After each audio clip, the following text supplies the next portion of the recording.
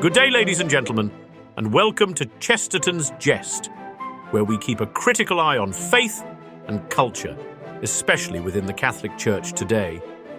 In an age where even church teachings seem to be shifting, we're here to explore and question the ideas and changes that challenge timeless truths. Through thought-provoking, often humorous perspectives, we aim to bring clarity to conversations others might avoid, holding fast to orthodoxy with the courage to question what feels off track. If you would like to join us as we dig deeper into the faith with reverence, wit, and a touch of Chestertonian insight, you can support this channel by gently pressing the like, share, and subscribe buttons in that order, and we thank you for your support. And now, without further ado, the Vatican Bank, a sanctuary of secrets and scandals. Chapter 1. A treasury of charity and contradiction. Most institutions have a bank, but the Vatican has something far more exotic, a financial black box, a treasury that holds not just funds, but paradoxes. A place where Christian charity meets corporate finance, where papal robes brush against high finance, and where noble intentions wrestle against human frailty. The Institute for the Works of Religion, IOR, was not born of greed nor of deception, but of a simple and honorable desire to protect and multiply the financial means needed to sustain the Church's global mission. Founded in 1942 by Pope Pius XII, the IOR was established as a means of ensuring that the charitable, educational, and evangelistic efforts of the Church could endure in a world torn apart by war and economic instability. It has, in many ways, lived up to that mission. The Vatican Bank has funded Catholic hospitals, missionary outposts, and schools across the world. It has provided support in times of crisis, ensuring that the gospel reaches the most distant corners of the earth. And yet, dear listener, we are left with an uncomfortable question. Should the Church even have a bank at all? Chapter 2. When gold meets the gospel. There is nothing inherently evil about a church seeking to steward its financial resources wisely. One cannot fund a missionary journey with empty pockets. One cannot build a school without materials. One cannot feed the poor without bread. But here is where the trouble begins. When does prudence turn into worldliness? When does an institution designed to serve the poor become one that serves the powerful? For decades, the Vatican Bank has walked a perilous line between necessity and temptation. It is a place where faith and finance clash, where the ideal meets the real, and where, unfortunately, the real has too often triumphed. Chapter 3. The Vatican's Secret Vaults, a History of Shadows.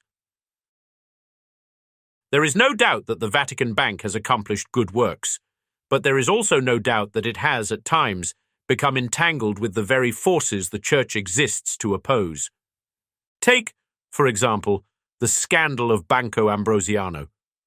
The Vatican's financial partner in the 1980s, it collapsed under the weight of $1.3 billion in missing funds, much of which was linked to money laundering, secretive transactions, and illicit dealings with figures in the Italian underworld.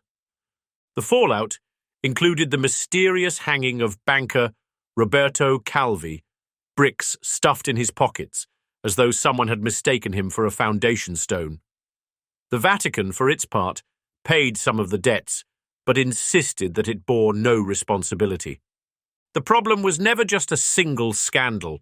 The problem was a culture of secrecy, where funds flowed in and out without accountability, without transparency, and, at times, without morality. Chapter 4. The Vatican, the Freemasons, and the Mafia, Strange Bedfellows. The Vatican Bank's history is not just one of clerical mismanagement, but of a bizarre entanglement with two of the most secretive and powerful entities of the modern era, the Freemasons and the Mafia. These strange bedfellows, despite their apparent ideological contradictions, have at various points found common ground in the shadowed corridors of Vatican finances. Whether through clandestine influence, financial manipulations, or outright criminal dealings. Both the Masons and the Mafia have left fingerprints on the Holy See's treasury. The notorious Propaganda Duex, P2, Masonic Lodge, led by the enigmatic Licio Gelli, was deeply involved in financial corruption and political subterfuge. P2 sought to control key Italian institutions, including the Vatican, and many high-ranking church officials were either complicit or unwittingly entangled in their schemes. P2 played a critical role in the Banco Ambrosiano collapse, with its members steering Vatican Bank dealings into murky waters where secrecy thrived and accountability drowned. Meanwhile, the Italian Mafia saw the Vatican Bank as a convenient financial conduit, a place where vast sums of illicit money could be laundered without the prying eyes of secular regulators. Through backdoor deals and offshore accounts, Mafia funds mingled with church assets, creating a financial fog where distinction between charity and crime became nearly imperceptible. The Mafia was not merely using the Vatican's secrecy, it was shaping it, embedding itself into the very structures that were supposed to safeguard the Church's moral standing.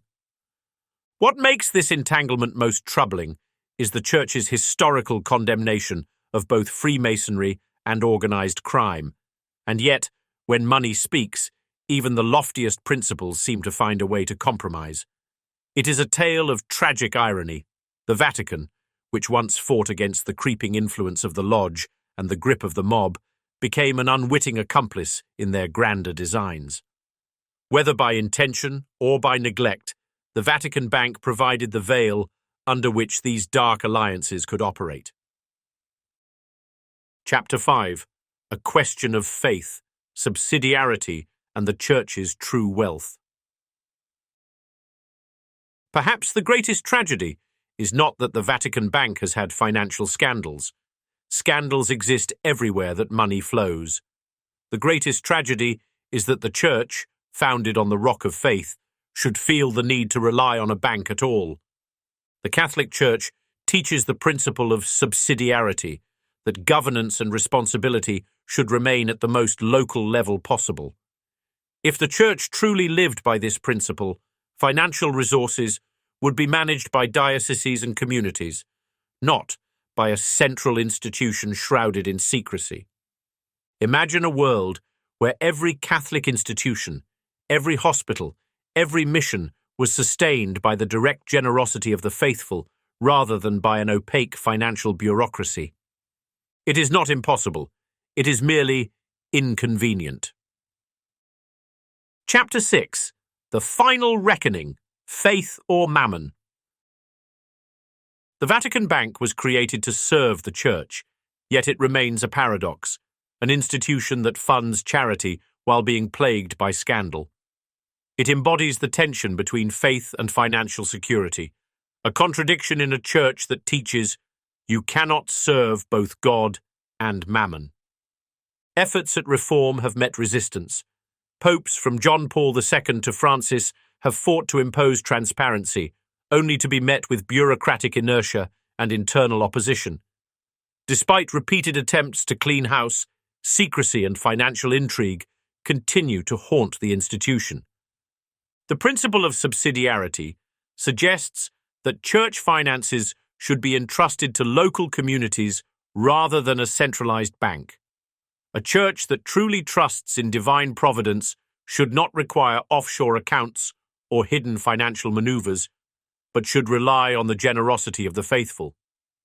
Yet, the Vatican Bank persists, clinging to a model that distances the Church from the radical trust in providence that defined early Christianity. Rather than streamlining finances for the mission of Christ, it has become a monument to the uneasy compromise between faith and pragmatism. Until the Church questions its necessity, the Vatican Bank will remain trapped between two masters, one divine, the other draped in gold. Thank you for watching. If you enjoyed today's video and share our passion for defending the true faith with a touch of humor, be sure to head over to chestertonsjest.com and check out our collection of bold, pro-Catholic graphic tees designed to spark conversation and inspire conviction. Whether you're looking to wear your faith proudly or share a laugh, we've got something for everyone. Visit us today and join the movement, because in times like these, it's more important than ever to stand firm in our beliefs with style and wit. As Chesterton once said, "A madman is not someone who has lost his reason. A madman is someone who has lost everything except his reason." So, let's keep our reason and our faith intact together. Thanks for listening. God bless you, and may the good Lord be praised.